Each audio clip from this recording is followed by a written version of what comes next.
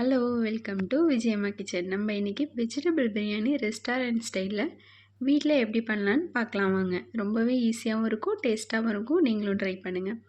தேவையான பொருட்கள் என்னென்னு பார்த்துடலாம். 2 பெரிய சைஸ் வெங்காயம், 2 தக்காளி, கொஞ்சம் பச்சை மிளகாய், 1/2 லெமன் கட் பண்ணி எடுத்துக்கோங்க. தனி மிளகாய்த்தூள், மஞ்சத்தூள், தனியாத்தூள், கரம் மசாலா எல்லாமே ஒரு ஸ்பூன் எடுத்துக்கோங்க. 1/2 கப் போல் தயிர் எடுத்துக்கோங்க. அதுக்கப்புறம் தாளிப்புக்கு தேவையான பிரிஞ்சி இலை, ஜீரகம், சோம்பு, பட்டை, கிராம்பு இது எல்லாம் மசாலா பொருட்கள் எல்லாம் எடுத்துக்கோங்க. கொஞ்சம் பட்டர் இல்லைன்னா நெய் எடுத்துக்கோங்க. அப்புறம் இஞ்சி பூண்டு பேஸ்ட்டு அது கொஞ்சம் எடுத்துக்கோங்க. கொத்தமல்லி, புதினா தழை இது எல்லாமே எடுத்துக்கோங்க. அதுக்கப்புறம் அரிசியை இன்றைக்கி பாஸ்மதின்றதுனால 1/2 மணி நேரம் முன்னாடியே ஊற வச்சாச்சு. இன்றைக்கி பிரியாணிக்கு தேவையான காய்கறியில் நம்ம கேரட்டு, பீன்ஸு, உருளைக்கிழங்கு, காலிஃப்ளவர் எடுத்திருக்கோம். அப்படி இல்லைன்னா பட்டாணி, மீன் மேக்கர் கூட நீங்கள் இதில் சேர்த்துக்கலாம். நம்ம இன்றைக்கி 1.5 கிலோ அளவுக்கு அரிசி எடுத்திருக்கோம். அதுக்கு தேவையான பொருட்கள் தான் அது எல்லாமே. நீங்கள் அதிகமாக செஞ்சிங்கன்னா இன்னும் கூட எல்லா பொருளையும் ஆட் பண்ணிக்கலாம். கம்மியாக செஞ்சால் குறைச்சி எடுத்துக்கோங்க. ஒரு கடாய் வச்சுக்கோங்க. அதில் ஒரு 2 ஸ்பூன் அளவுக்கு எண்ணெய் ஊற்றிக்கலாம். அதுக்கப்புறம் நெய் இல்லைன்னா பட்டர் எது வேணாலும் சேர்த்துக்கலாம். ரெண்டுமே வாசனைக்காக தான். நீங்கள் இன்றைக்கி நம்ம பட்டர் இதில் சேர்த்துருக்கோம். பட்டர் சேர்த்துட்டு நம்ம தாளிப்புக்கு தேவையான பொருட்கள் என்னென்ன வச்சுருக்கோமோ அது எல்லாமே சேர்த்துட்டு நல்லா வதக்கிக்கலாம்.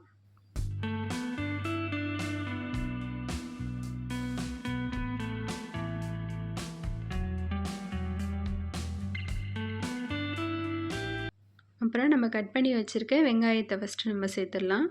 நல்லா வெங்காயம் வதங்க பிரியாணிக்கு நல்ல டேஸ்ட் கொடுக்கும். ஸோ நீங்கள் எப்பயுமே பிரியாணி செய்யும்போது நல்லா வெங்காயம் வதக்கிக்கோங்க.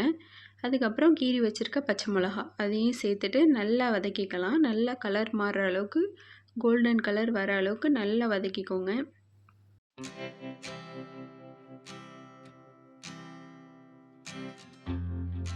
அப்புறம் இப்போ நம்ம இஞ்சி பூண்டு பேஸ்ட்டு சேர்த்துக்கலாம். நல்லா சேர்த்துட்டு நல்லா அதோட 2 ஸ்பூன் அளவுக்கு நம்ம சேர்த்துருக்கோம். நல்லா பச்சை வாசனை போகிற அளவுக்கு நல்லா வதக்கி விட்டுக்கோங்க. இப்போ நம்ம மசாலா பொருட்கள் எல்லாமே சேர்த்துலாம். 1 ஸ்பூன் அளவுக்கு மஞ்சத்தூள், 1 ஸ்பூன் மிளகாய்த்தூள், 1 ஸ்பூன் கரம் மசாலா தூள், 1 ஸ்பூன் மல்லித்தூள் இது எல்லாமே சேர்த்துட்டு அதோட வெங்காயத்தோடு நல்லா வதக்கி விட்டுக்கோங்க. இப்போ நம்ம கட் பண்ணி வச்சுருந்த காய்கறி எல்லாமே நம்ம இதில் சேர்த்துடலாம். சேர்த்துட்டு அதையும் நல்லா மசாலாவில் படுற அளவுக்கு நல்லா வதக்கி விட்டுக்கோங்க. இப்போ நம்ம தேவையான அளவுக்கு உப்பு சேர்த்துட்டு நல்லா வதக்கி விட்டுக்கோங்க. அப்புறம் எடுத்து வச்சுருக்க கொத்தமல்லி தழை, புதினா தழை அது ரெண்டுத்தையுமே சேர்த்துடலாம். சேர்த்துட்டு நல்லா வதக்கி விட்டுக்கோங்க. இல்லை அடுப்பை சிம்லேயே வச்சுட்டு செய்யுங்க, இல்லைன்னா பிடிச்சிரும். இப்போ நம்ம 1/2 கப் போல் தயிர் சேர்த்துக்கலாம். அப்புறம் ஒரு 1/2 லெமன் இதோடையே சேர்த்து பிழிஞ்சு விட்டுருங்க. பிழிஞ்சு விட்டுட்டு நல்லா வதக்கி விட்டுக்கலாம்.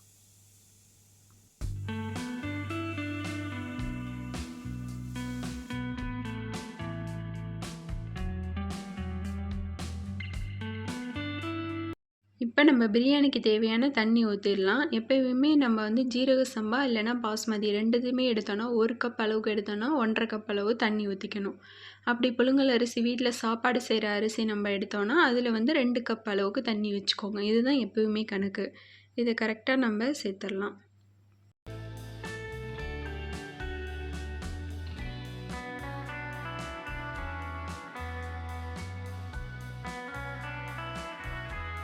இப்போ நம்ம ஒரு மூடி போட்டு நல்லா கொதி வர அளவுக்கு மூடி வச்சுருங்க. இந்த மாதிரி நல்லா கொதித்து வர ஸ்டேஜில் நல்லா ரைஸை வடிகட்டிட்டு இப்போ சேர்ந்துட்டு எல்லாம் மசாலா எல்லாம் ஒன்றா படுற அளவுக்கு நல்லா நம்ம கிளறி விடணும்.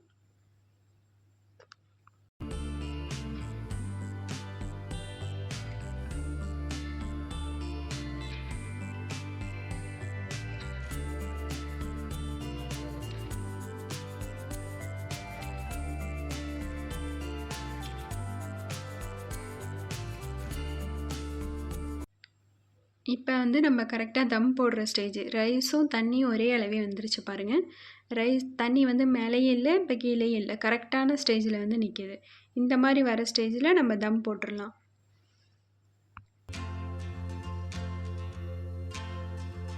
கடைசியாக கொஞ்சமாக கொத்தமல்லி தழையை தூவி விட்டுட்டு இப்போ நம்ம தம் போட்டுடலாம். உங்ககிட்ட பழைய தோசைக்கல் இருந்துச்சுன்னா அதை கீழே வச்சு மேலே பிரியாணி பாத்திரத்தை வச்சு கூட நீங்கள் தம் போடலாம். அப்படி இல்லைன்னா ஒரு சில்வர் பேப்பர் இந்த மாதிரி இருந்துச்சுன்னா அதை ஃபுல்லாக க்ளோஸ் பண்ணிட்டு மூடி போட்டு ஒரு 1/4 மணி நேரம் தம் போட்டு எடுத்துக்கோங்க.